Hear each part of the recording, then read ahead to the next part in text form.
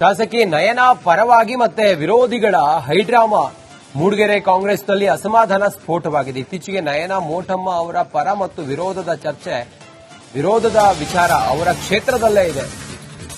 ಆಲ್ದೂರು ಪೊಲೀಸರ ಮುಂದೆ ಕಾರ್ಯಕರ್ತರು ಹೈಡ್ರಾಮಾ ಮಾಡಿದ್ದಾರೆ. ಪರವಿರುವಂತ ಕಾರ್ಯಕರ್ತರು, ವಿರೋಧ ಇರುವಂತ ಕಾರ್ಯಕರ್ತರು.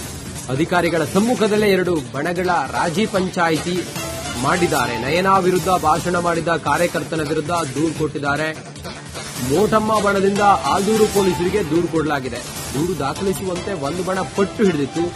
ದೂರು ದಾಖಲಿಸುವಂತೆ ಮತ್ತೊಂದು ಬಣ ಆಗ್ರಹ ಮಾಡಿತ್ತು. ಕೊಡಬಾರದು ದೂರು, ಕಾಂಗ್ರೆಸ್ನ ಕಾರ್ಯಕರ್ತರು ಅಂತ ಹೇಳಿ ಒಂದು ಬಣ ಹೇಳಿದ್ರೆ ಮತ್ತೊಬ್ರು ಕೊಡಬೇಕು ಅಂತ ಹೇಳಿ ಪಟ್ಟು ಹಿಡಿದಿದ್ರು, ಆಗ್ರಹ ಮಾಡಿದ್ರು. ಎರಡೂ ಬಣಗಳ ಸಭೆಯನ್ನ ನಡೆಸಿದ ಆಲ್ದೂರು ಪೊಲೀಸರು ಇಬ್ಬರನ್ನು ಕೂಡ ರಾಜಿ ಪಂಚಾಯಿತಿ ಮೂಲಕ ಸಮಾಧಾನ ಪಡಿಸಿದ್ದಾರೆ. ನಯನಾ ಮೋಟಮ್ಮ ಅವರಿಗೆ ಇರುವಂತ ಅಸಮಾಧಾನ ಅಥವಾ ಅವರ ಬಗ್ಗೆ ಇರುವಂತ ಆಕ್ರೋಶ, ಅವರ ಕ್ಷೇತ್ರದಲ್ಲೇ ಇರುವಂತ ಬೇಗುದಿ ಈಗ ಸ್ಫೋಟವಾಗ್ತಾ ಇದೆ. ಕೆಲವರು ಪರವಾಗಿದ್ರೆ ಇನ್ನು ಕೆಲವರು ವಿರೋಧವಾಗಿದ್ದಾರೆ.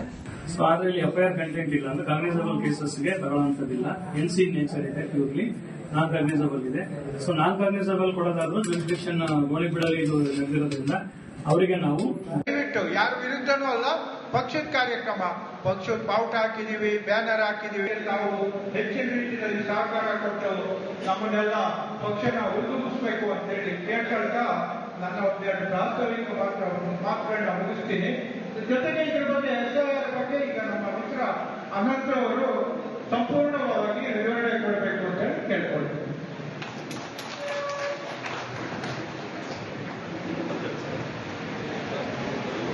ಸೊ ಅದರಲ್ಲಿ ಎಫ್ಐಆರ್ ಕಂಟೆಂಟ್ ಇಲ್ಲ ಅಂದ್ರೆ ಕಾಗ್ನಿಸಬಲ್ ಕೇಸಸ್ಗೆ ಬರುವಂತದಿಲ್ಲ. ಎನ್ಸಿ ನೇಚರ್ ಇದೆ, ಪ್ಯೂರ್ಲಿ ನಾನ್ ಕಾಗ್ನಿಸಬಲ್ ಇದೆ. ಸೊ ನಾನ್ ಕಾಗ್ನಿಸಬಲ್ ಕೊಡೋದಾದ್ರೂ ಜುರಿಸ್ಡಿಕ್ಷನ್ ಗೋಳಿಬೀಳಲ್ಲಿ ಇದು ನಡೆದಿರೋದ್ರಿಂದ ಅವರಿಗೆ ನಾವು ಅದನ್ನು ಗೊತ್ತಾಗ್ತೀವಿ. ಅವರು ಅಲ್ಲಿ ಎನ್ಸಿ ತಗೊಂಡು ನಂತರ ಬೇಕಾದ್ರೆ ಕೋರ್ಟಲ್ಲಿ ಪರ್ಮಿಷನ್ ತಗೊಂಡು ಆಮೇಲೆ ಎಫ್ಐಆರ್ ಮಾಡಿಸಬಹುದು.